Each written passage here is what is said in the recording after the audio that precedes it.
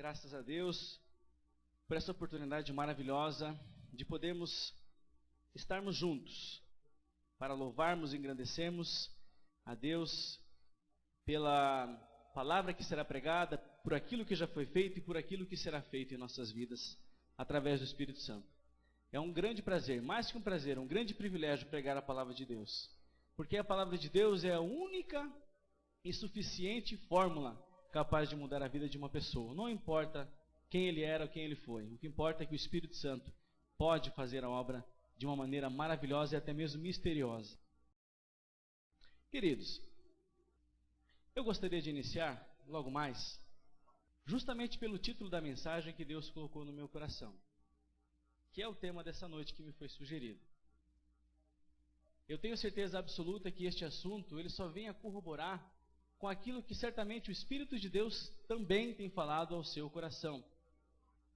Mas de repente alguém questione: será que realmente Deus tem falado comigo?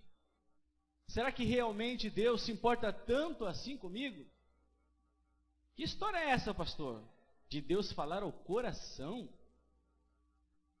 Não parece coisa de outro mundo? Mas é mesmo. É um mundo sobrenatural. É um mundo ou plano infinito, invisível, o mundo de Deus.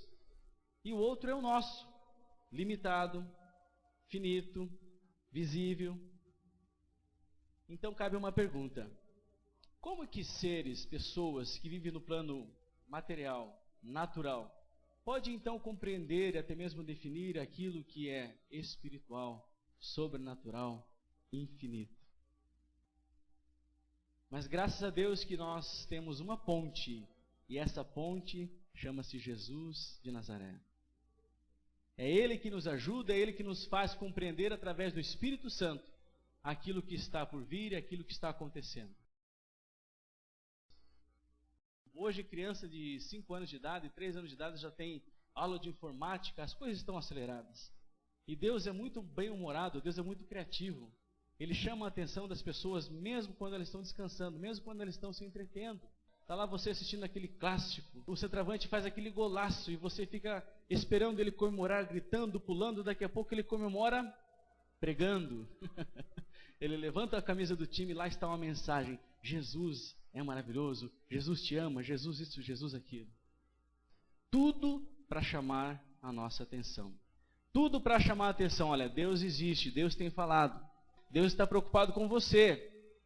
E mesmo que não existisse mídia, mesmo que não existisse um pedaço de jornal, que não existisse uma conexão, mesmo assim Deus estaria falando. Porque o melhor método de Deus é a sua palavra. Salmos 19 diz que os céus proclamam a glória de Deus e o firmamento anuncia as obras de sua mão. Olha que coisa linda. Um dia discursa a outro dia e uma noite revela conhecimento a outra noite. Não há linguagem, nem palavras, e deles não se ouve nenhum som. No entanto, por toda a terra se faz ouvir a sua voz e as suas palavras até os confins do mundo. Sabe o que esse texto está querendo dizer?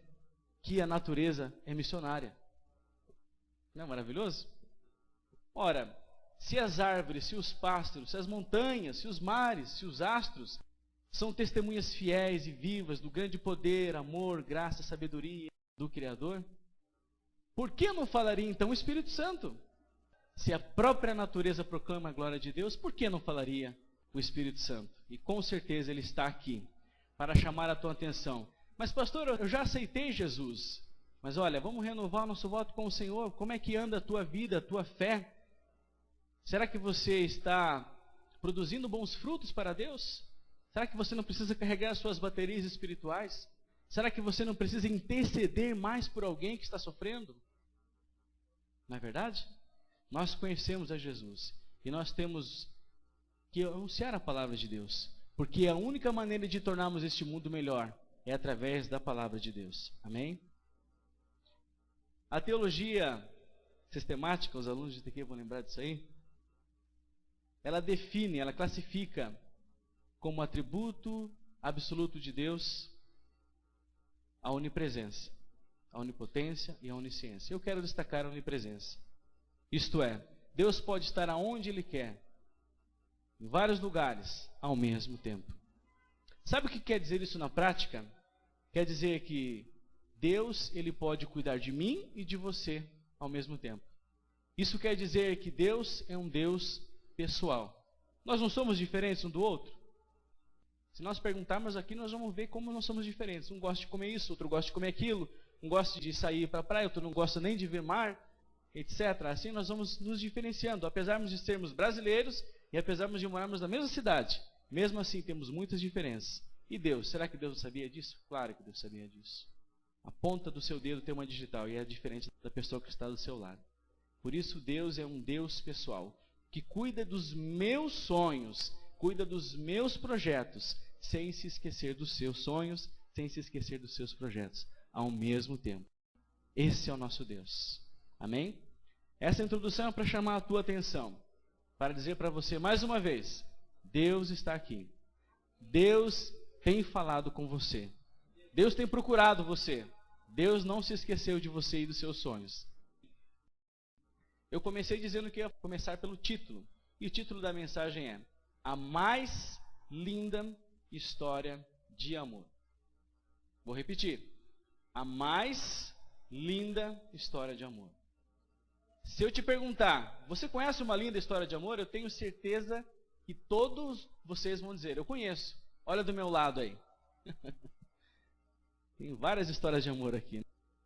Então, eu consigo entender que uma linda história de amor, ela acontece de várias formas, de várias maneiras.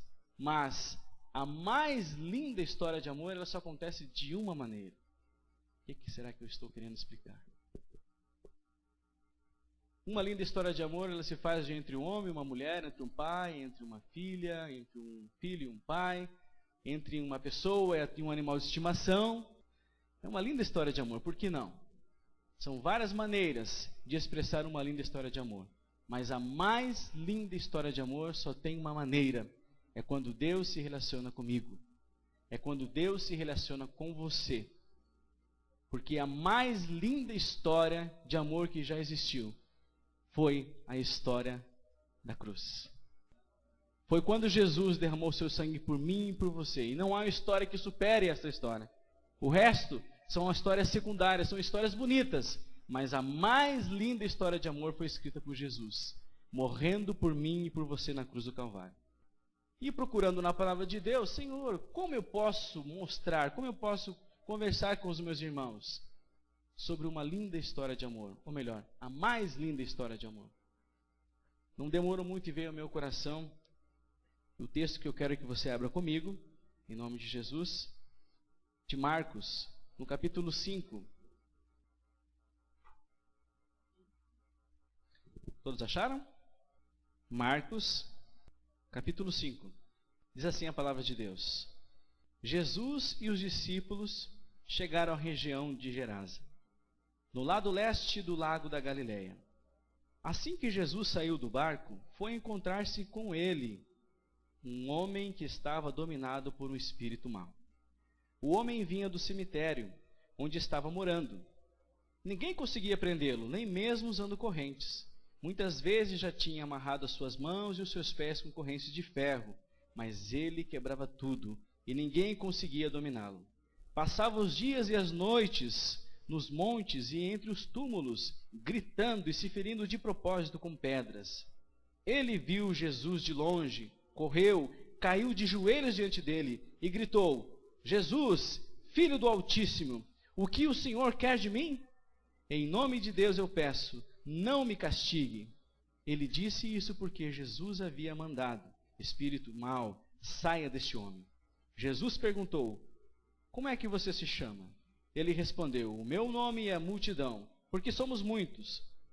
E pedia com insistência a Jesus que não expulsasse os espíritos maus para fora daquela região. Acontece que um morro perto dali havia porcos comendo. Os espíritos pediram a Jesus com insistência: nos mande ficar naqueles porcos, nos deixe entrar neles. Ele deixou, e os espíritos saíram do homem e entraram nos porcos. E estes, que eram quase 2.000, se atiraram morro abaixo, para dentro do lago, e se afogaram. Os homens que estavam tomando conta dos porcos fugiram, e espalharam a notícia na cidade e nos campos. Muita gente foi ver o que havia acontecido. Quando chegaram perto de Jesus, viram um homem que antes estava dominado por demônios e ficaram espantados, porque ele estava sentado, vestido e no seu perfeito juízo. E os que tinham visto tudo aquilo que lhes contaram, o que havia acontecido com o homem e com os porcos. Então começaram a pedir com insistência a Jesus que saísse da terra deles. Quando ele estava entrando no barco, o homem curado pediu com insistência: me deixe ir com o Senhor. Mas Jesus não deixou e disse: volte para casa e conte aos seus parentes o que o Senhor lhe fez e como ele foi bom para você. Então ele foi embora e contava na região das 10 cidades o que Jesus tinha feito por ele, e todos ficavam admirados. Amém. Deixe sua Bíblia aberta, em nome de Jesus. Pode se assentar. Graças a Deus. Eu nem comecei a pregar e já tem um fundamento tão maravilhoso, tão lindo, tão especial, tão tremendo, que está explícito na palavra de Deus. A salvação começa com Jesus. A iniciativa da salvação é de Jesus. O convite da salvação é de Jesus. Olha só, Jesus estava num lado, lá na Galileia, e Jesus, por livre e espontânea vontade, reúne a sua comitiva, os seus discípulos, e fala: olha, vamos atravessar para o outro lado.